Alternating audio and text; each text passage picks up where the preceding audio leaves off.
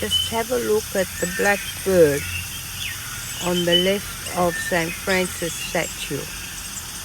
He's got his mouth absolutely full of bread.